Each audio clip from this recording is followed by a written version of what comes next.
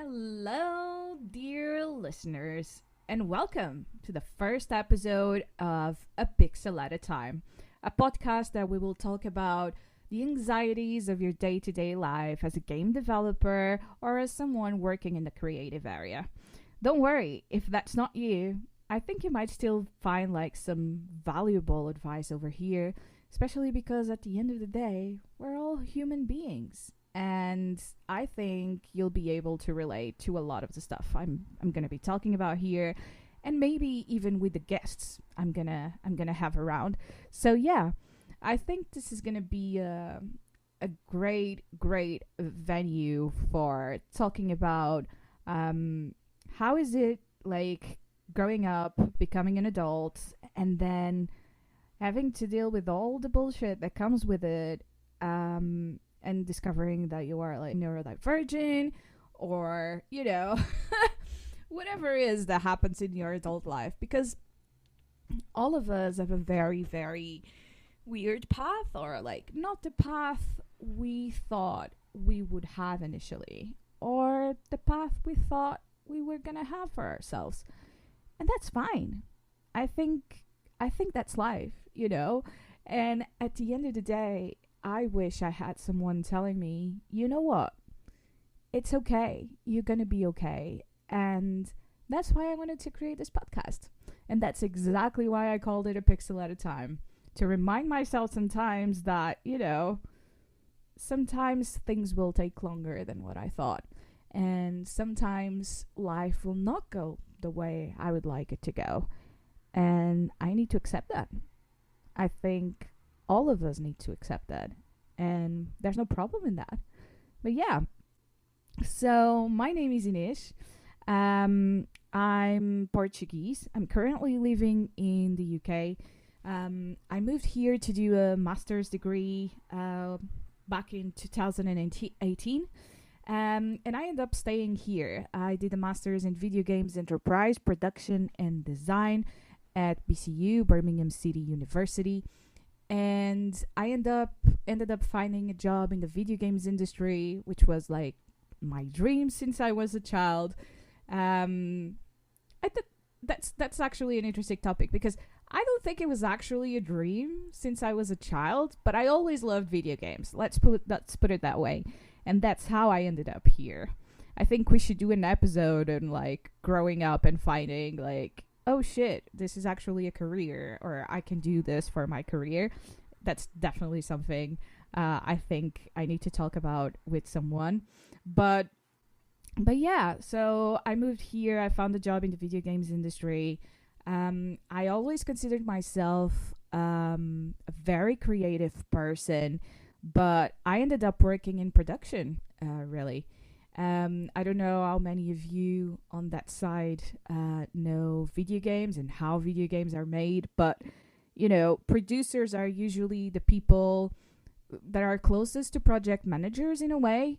There's not a lot of like standardization in the video games industry of how like jobs go. Like a producer in a company might have a set of responsibilities that it doesn't on the other one you find a job, which sometimes makes it quite hard, for you to find your way, or for you to realize, like, is this the right call for me? Is this what I want to do? Because there's always like, sometimes it feels, if you're working like in co-development with different companies or something like that, it might feel like, oh shit, I don't want to work like this.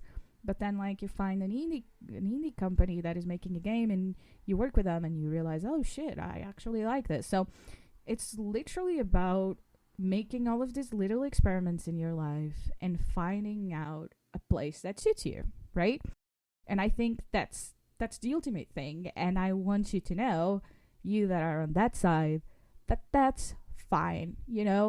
Everything in life are small experiments, and we are all going in our own roads, trying to find our own ways. And it's not going to go as you want sometimes. So, a little bit more about me then, to give context to what we're talking about. So, a few months ago, back in July this year July 2023, I've decided to quit my job. I had a very stable job, and I decided I couldn't be a producer anymore. Exactly because I felt like I was betraying some of my values of creativity by being in a position where sometimes, especially as projects scale up, it feels more like you're managing numbers than people, and I couldn't live with that as a human being. And but at least not now. Maybe I do not have the skill set, or I really don't know. But I think it was the right choice for me. So right now, here I am at home. I always wanted to create my own games company. I always wanted to do my podcast, my YouTube channel, which you can find at Inês Lagarto. Yeah, I'm gonna leave the link in the description here. But yeah, I always wanted to do this stuff, but it's November now, and I released my first YouTube video last month, and with all honesty, it's only now that I'm finding the drive and the strength to do the rest of it. And I think a lot of it comes from the fact that, like, sometimes we just need time for ourselves. And sometimes, like, even though we think things are going to be faster, or that you're going to, leave your job and you're going to start, like, working on your own stuff pronto, sometimes you need to give yourself the grace of healing and putting yourself back in the right mindset to do things. I've been struggling a lot with this. Most of you might know I'm quite a workaholic. I love to work. I love to get involved in every detail, like, that I can about the organization that I'm working with.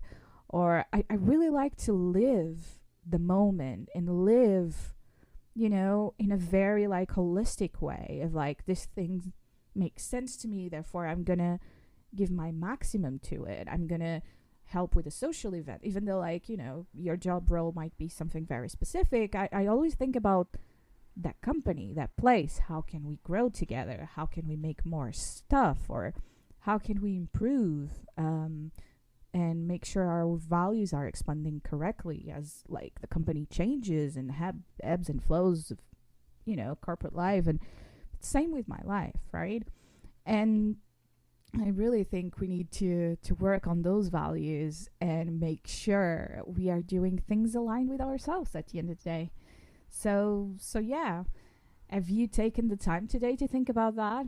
Have you taken the time to look at yourself in the mirror and think, am I happy right here, right now? Are my values aligned with what I'm doing? Yes, no. And are you happy with where you are in life?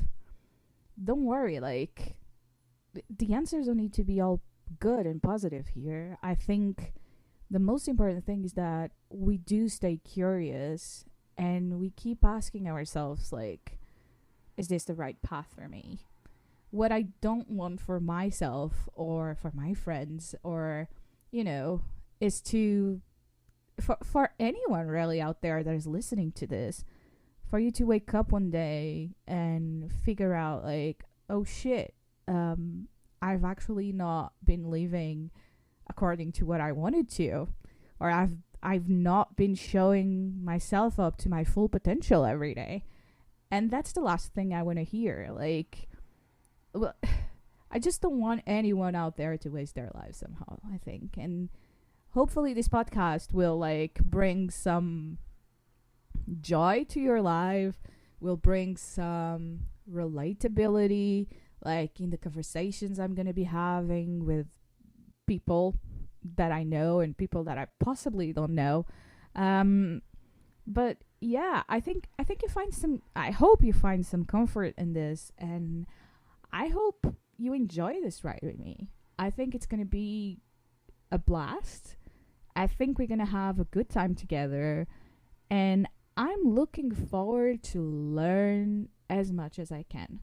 Like, I know, like, that the most funny thing is that I know that most of the people in the video games industry did not have like, this career path that is super determined as it starts, and you just follow it and you get to the place like you were aiming at. It's not like a career you start here and you just go through it and you went in the right place.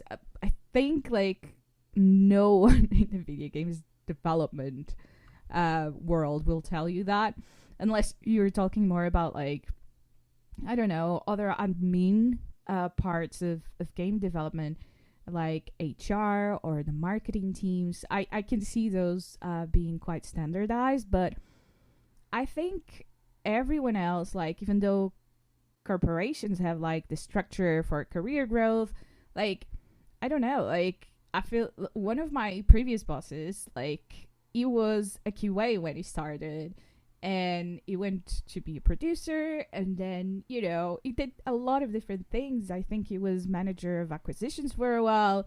Like, he ended up as a development director, so it's not that straight. I also have a friend that she worked as a writer and then as a marketeer, and then she's a writer again, but now for video games. So you see all of this stuff happening in our area. Like, it's not as solid, I would say, as people think.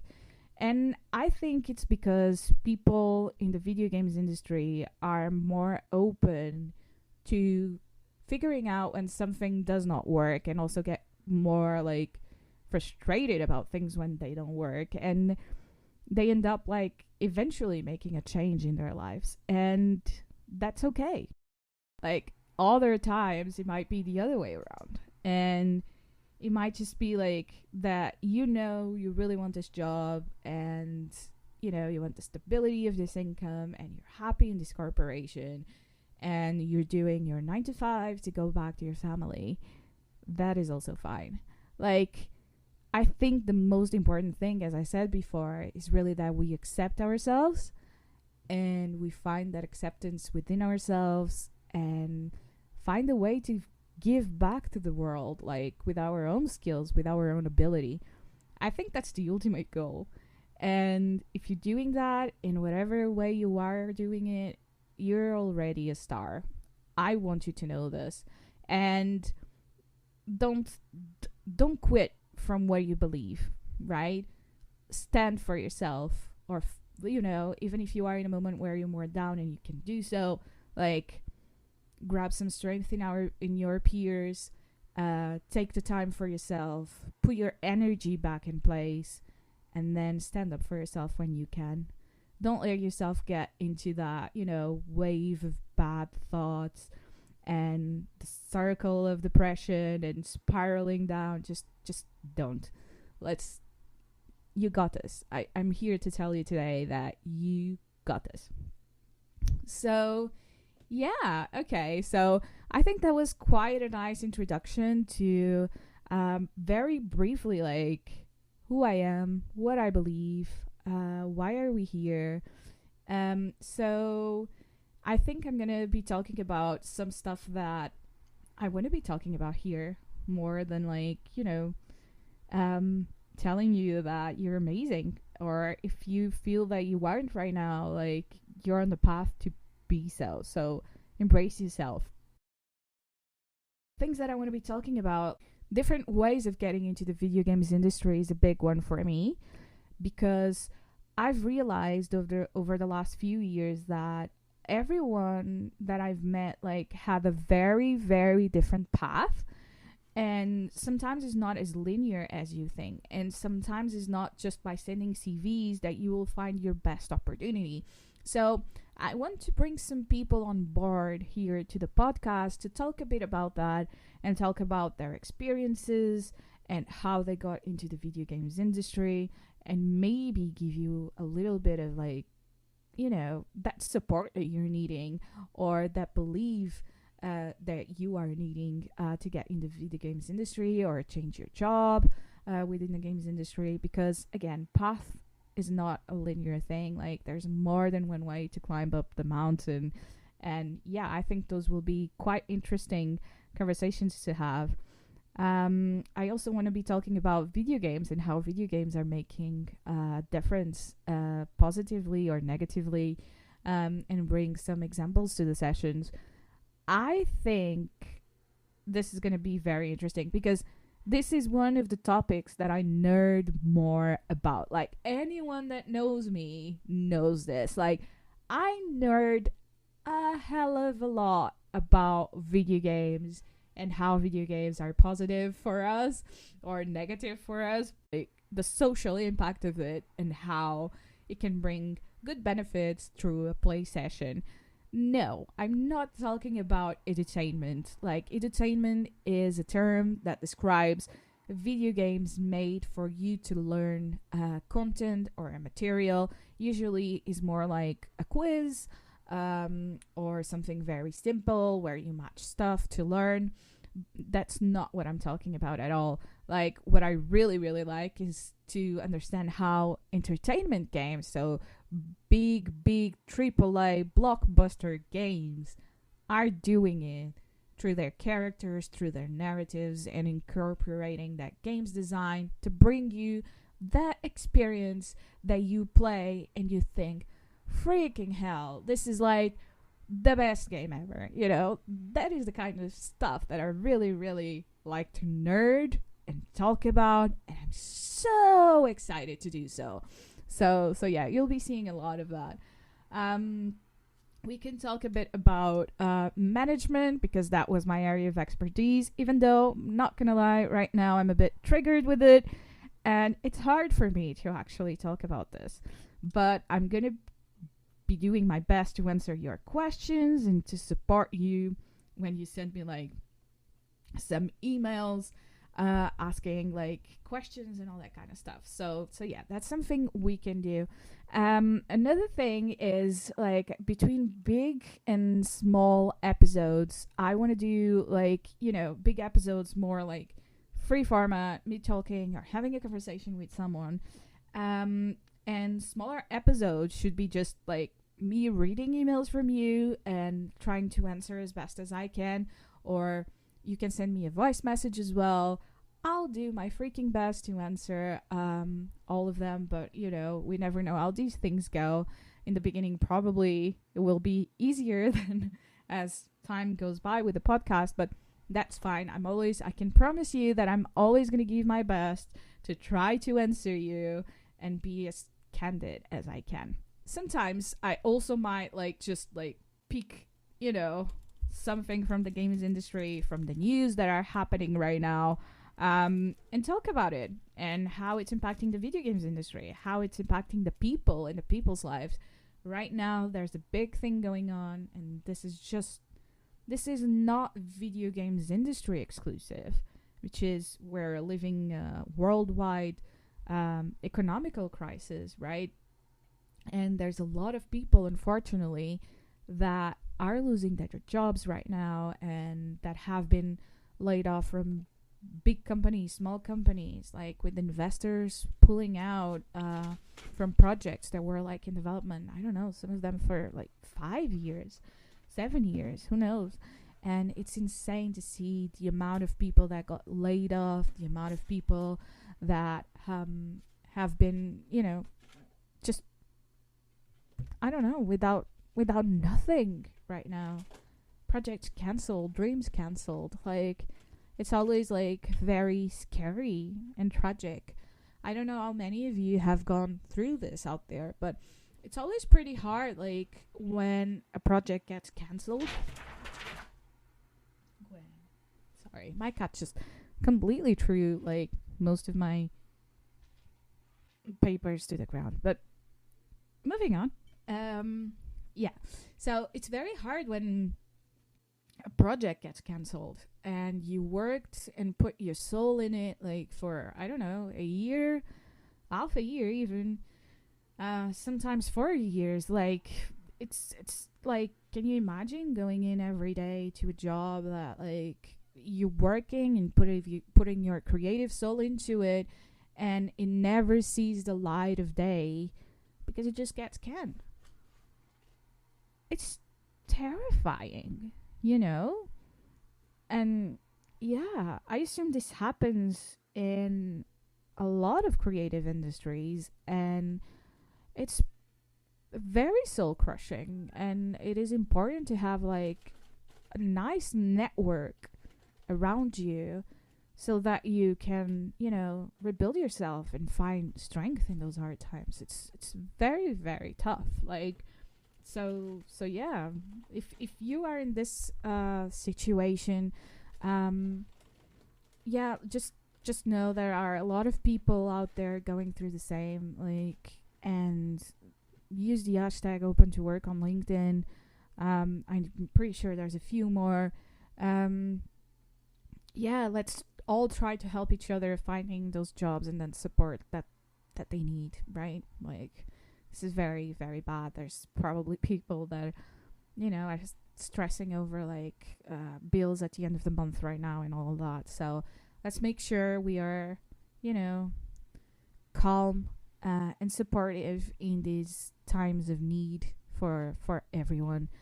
Be kind to each other right now. I think that's the main key. But yeah. On a brighter side, though, there have been a lot of great releases of video games as well. This year, I'm super nerding out over Spider-Man 2. I'm going to do a YouTube video on it pretty soon. I'm doing the research. And Jesus, doing the research is hard. Like, it's not just like... it's not just like sitting down and talk about something. It's like to make a proper video of something that it has like, sustainable, like sustained content and proves like some of the stuff I want to be talking about. It's hard, like between playing, writing scripts, like finding some scientific articles to back it off. It's hard. And I'm finding joy in that, actually, in that research, in that part of it. I still haven't quite found out like the perfect way of scripting things, but I'm sure I'm gonna get there.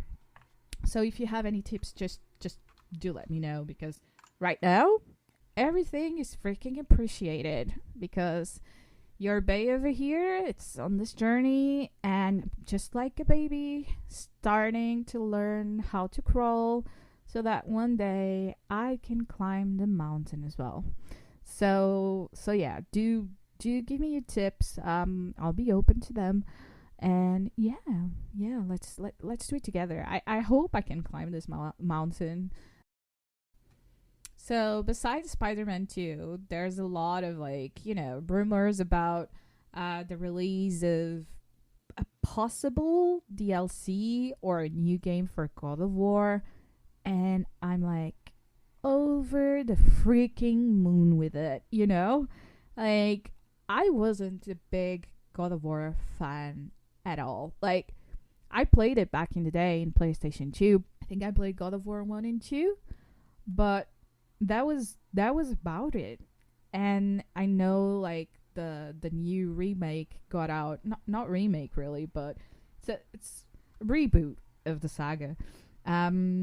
And it got out in 2018. But I knew it got out, but I never really digged into it. I never really explored it. I was literally like, right, just another game from God of War. Like, and I was pretty like sure it was gonna be like misogynist. It was gonna be not great in the way it depicts women, or in a way he interacts with the world and he views things. And I wasn't wrong, but at the same time I was so wrong.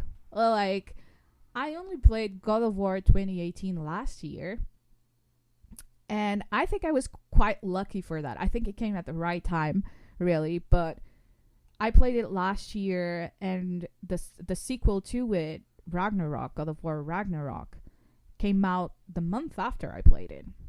So I was quite blessed to experience that, like, so immersively for the first time, of like, oh shit, Like, this is actually pretty good. And the new game is coming out in 2 weeks. No way, right? So I think I was so lucky. So when I say I wasn't wrong, but I also was wrong, it was because you see a character, Kratos, right? The main character of the game. For those of you who don't know, is he's a god of war pretty much because he killed the god of war. But he is like, I think he's a half son or something. I don't quite remember, of the god of war. And yeah, on the first parts of the franchise, he kind of like, yeah, it was him against the gods pretty much because they killed their family. So he really like rebels against the Olympus and all the gods and all that kind of stuff, and he kills them all, pretty much. So, sorry, spoiler alert. If you haven't played like the games from 10 years ago, but 10, I think it's more. Jesus Christ, I'm getting old. Either way, yeah, like he just. You just play with this character that did all of that. He had a lot of anger inside of him, so much anger, and right now is in this like completely different stage of his life where he rebuilt his life. He married again in a way. He has a child, and the game starts when his wife dies. You don't even see her. You're just doing like the fire to burn her body, really, and gathering the trees. That's how the game starts, and I thought that was quite impactful. And you notice that he is like still a harsh person. He is very brisk with his child. Like sometimes he calls him boy, right? It doesn't even call him by his name. But you also go on this journey where you see this character that is so hard, that is so harsh on his child, and they go on this journey together to scatter the ashes of the mom, right? And they end up like building this really great connection between the two of them, where you just want to know where it goes, right? And you just want to, what the hell, right? I want to know what comes after. I want to know everything about this. I want to know what is going to happen.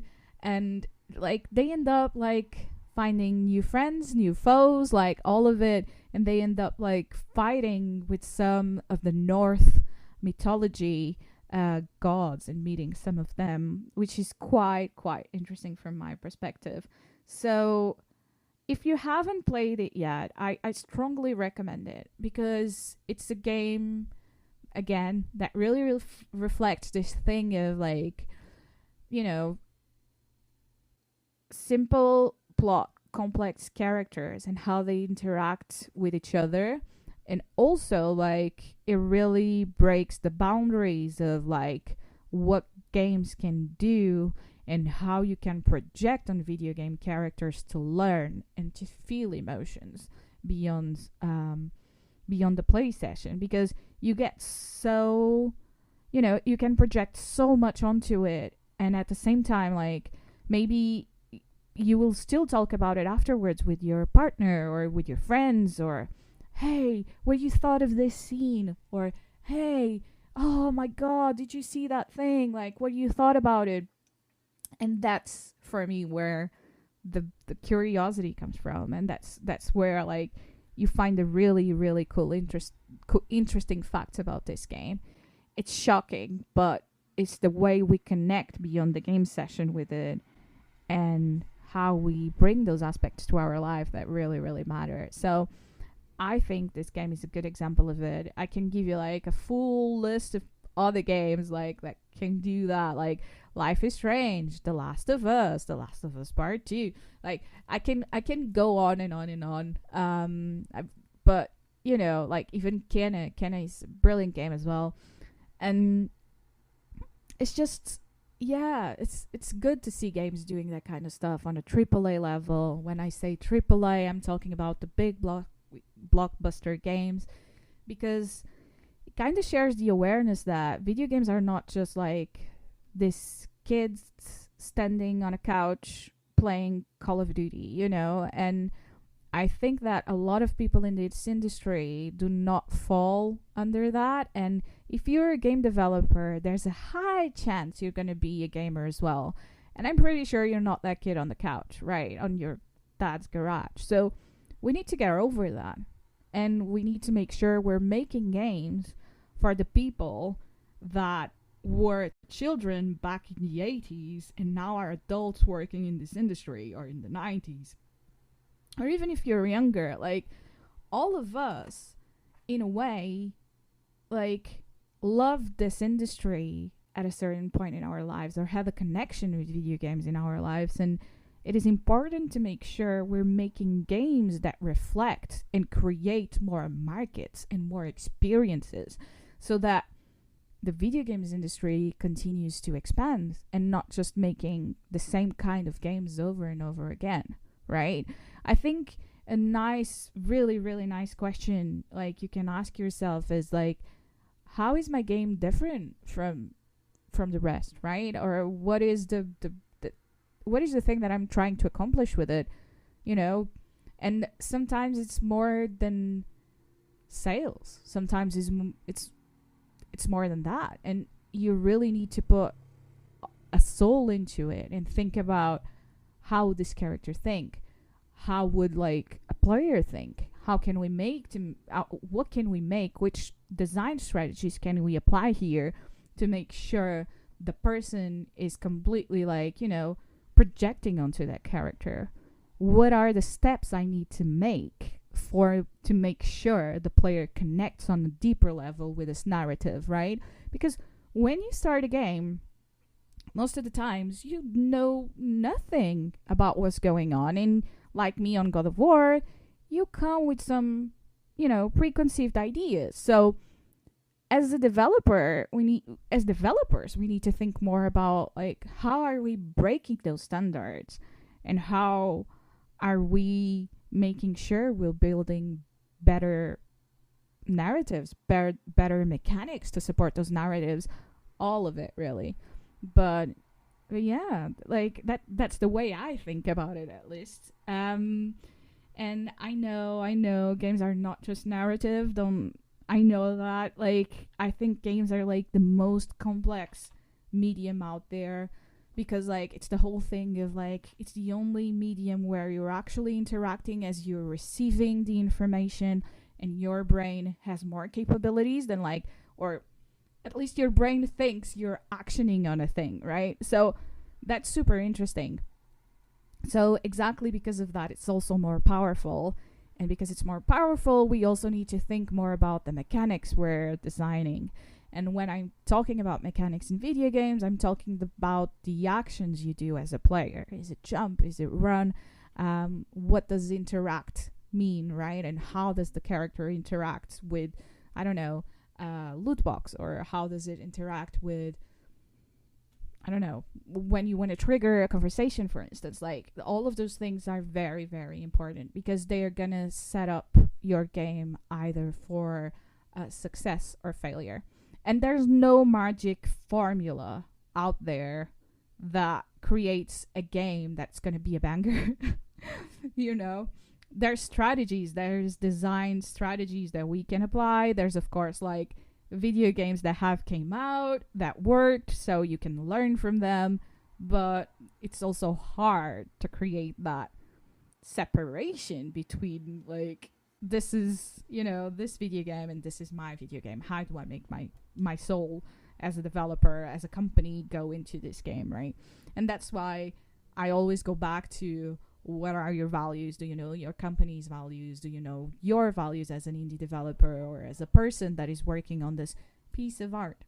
And what do you want to make with it, right? What is the impact you want to create with it? Because that's going to be different Like for every team of developers, that's gonna be different because there's no person like another, right? We can always have similar skill sets, but it's the moments, it's the fact that you are there in that moment that sparks an idea in a brainstorm session that's going to generate on an idea eventually down the road. And it's about the way we make decisions around those ideas that will dictate if your game is successful or not, in a way. So to you all, and to this big gamble that is making video games, in a way, I wanna really say I empathize, and I'm with you. I'm with you. I wanna wish you luck. I want you to be sure you're still being curious and all that. So to finish this episode, because I don't know how, but we're close to 40 minutes already. This is insane. I never thought this would be possible. I'm not gonna lie to you. And I'm freaking proud of myself for recording this today. I woke up today with like, right, today's the day, and I'm gonna record this episode that it has been like in the backbone like for so freaking long. And I just thought, nah, today's the day. You got this, girl. You're gonna do this. And I did. So pat to me. Super, super happy. Do let me know what you thought. What are your questions? What are your feedback on this episode? Of course, this was a bit more freeform. I had some topics, but you know, I'm here to receive that feedback and try to learn as much as I can, as I said, and stay curious. You know, I think that is my main goal around it. So yeah. Where can you find me and support me? So I do have a Patreon where you can find me. I'm going to leave the link in the description, but find me at Inês Lagarto. That's INESLAGARTO. And I have a few very basic Patreon memberships there that you can follow. You can also find me at the same name, at Inês Lagarto. That's INESLAGARTO on YouTube. Or on Instagram at A Little Lizard. It's easier, that one, I think. You can find me there as well. And yeah, just talk to me. I also have a small Etsy store that I just released where I'm trying to put some of my creative heart so yeah, you can check me there. I just released like a few very cute mugs about like it's not about, but I released a few mugs like that say like shine bright like a crystal and have this very cute crystal on it. I also released like my crystal ball says you're full of shit kind of thing, so you can check that out there. And yeah, those are the things you can do currently to support me.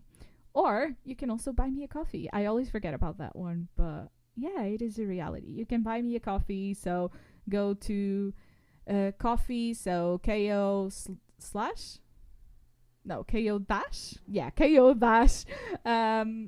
fi.com at Inês Lagarto, or you continue with Inês Lagarto, search for me, and I'm there as well. Again, those are all still under construction. It's all pretty new to me. I'm still finding my way through it. So, yeah. But, yeah, you can show support in all of those. And, yeah, I'm looking forward to see you soon again. This was very, very fun. I hope you enjoy it on that side. And, yeah, stay curious. And I'll see you on the next one. Don't forget, take things a pixel at a time. Bye.